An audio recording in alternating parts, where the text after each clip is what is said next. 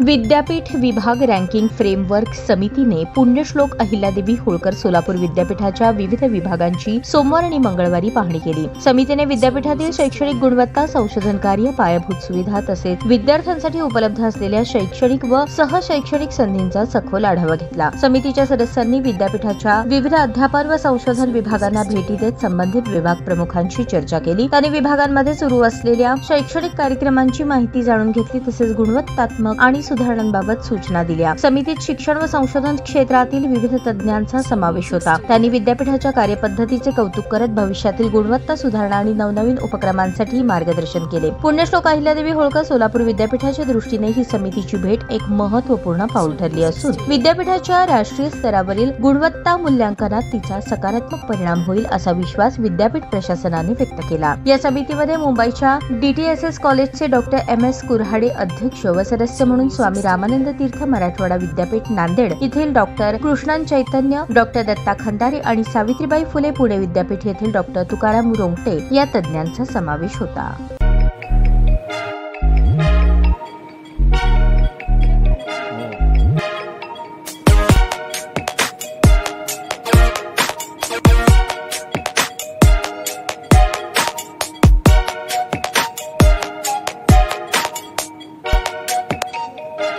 सोलापूर शहरातील सुप्रसिद्ध हॉस्पिटल म्हणजे सेंट्रल मल्टी स्पेशालिटी हॉस्पिटल मागील अनेक वर्षापासून सेवा बजावत आहे। 24 तास इमर्जन्सी सर्व्हिस, मॉडर्न टेक्नॉलॉजी, अनुभवी डॉक्टर्स तसेच अत्याधुनिक तंत्रज्ञान सुविधांनी सुसज्ज स्त्रीरोग प्रसूती विभाग, ऑर्थोपेडिक विभाग, मेडिकल विभाग आणि इतर एकमेव नाव म्हणजे सेंट्रल मल्टी स्पेशालिटी हॉस्पिटल।